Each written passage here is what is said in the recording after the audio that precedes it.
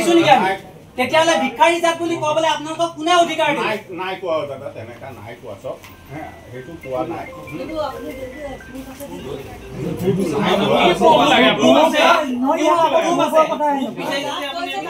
মানে কি আপুনি কি বুজাব বিচাৰিছে আমি ধেমালি কৰিছো বুলি ভাবিছে নেকি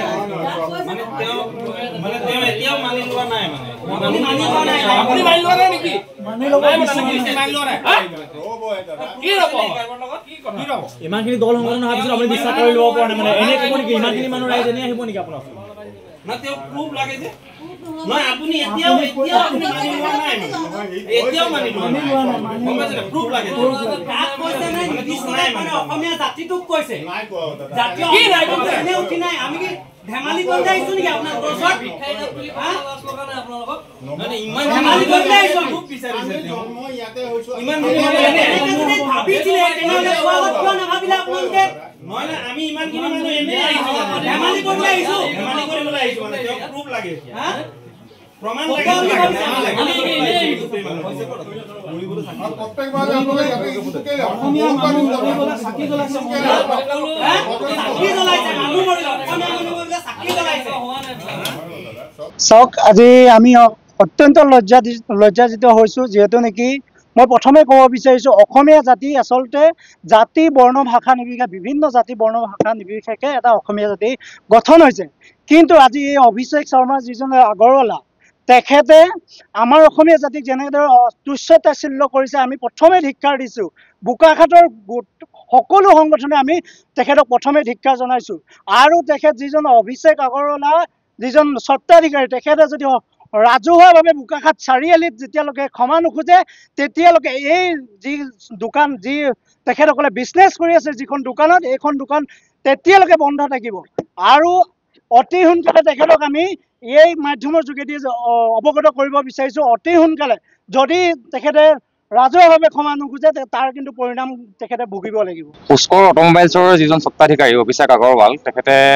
কিছুদিন পূৰ্বে অসমীয়া জাতিটোক তুচ্ছ তাচ্ছিল্য কৰি যথেষ্ট ধৰণৰ গালি গালাজ কৰিছে আৰু আমি এই কথা সমগ্ৰ বোকাখাটৰ দল সংগঠনে আমি ধিক্কাৰ জনাইছোঁ আৰু তেখেতে আহি বোকাখাটত ৰাজহুৱাভাৱে ক্ষমা নোখোজা পৰ্যন্ত তেখেতৰ যি প্ৰতিষ্ঠান ব্যৱসায়িক প্ৰতিষ্ঠান আমি বোকাখাটৰ সমূহ দল সংগঠন আৰু ৰাইজে মিলি আমি বন্ধ ৰাখিম তেখেতে অনতিপলমে আহি ক্ষমা খোজক আচলতে আপোনালোকে চাওক পুষ্কৰ অট'মোবাইলৰ যি স্বত্বাধিকাৰী আমি অভিষেক আগৰৱালা তেখেতে যি বোকাখাট এখন খুব শান্তিপ্ৰিয় জেগা ইয়াত কোনো পধ্যে ইয়াত আগত এনেকুৱা ৰেকৰ্ড নথকা এখন শান্তিপ্ৰিয় জেগাত যদি এনেকুৱা ব্যক্তিসকলে এনে মন্তব্য কৰি এই সমাজখন যদি বিশৃংখল সৃষ্টি কৰে এনেকুৱা ব্যক্তিক সঁচাকৈ ৰাজহুৱাভাৱে ক্ষমা খুজি আৰু অনাগত দিনৰ ভৱিষ্যতে যাতে এনেকুৱা কোনো কথা ক'ব নোৱাৰে তাৰ প্ৰতি তেখেতসকলক লিখিতভাৱে আমি লিখা বিচাৰি আমি এই প্ৰতিবাদ সাব্যস্ত কৰিছোঁ নিশ্চয় অত্যন্ত দুৰ্ভাগ্যজনক কথা যে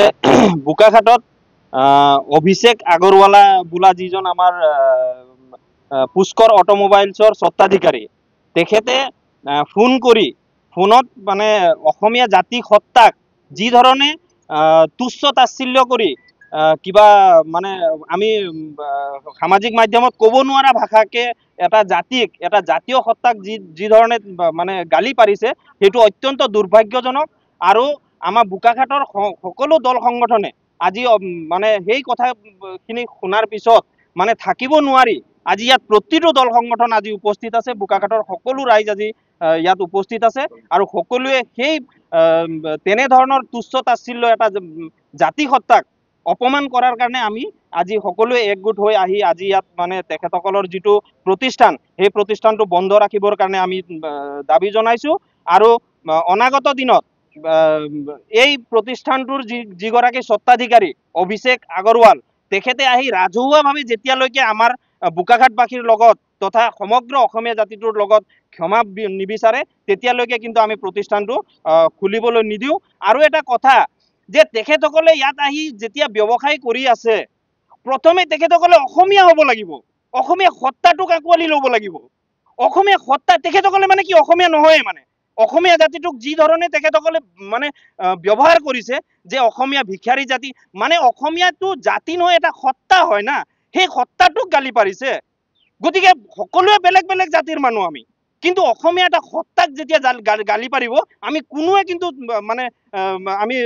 মনে মনে বহি নাথাকো।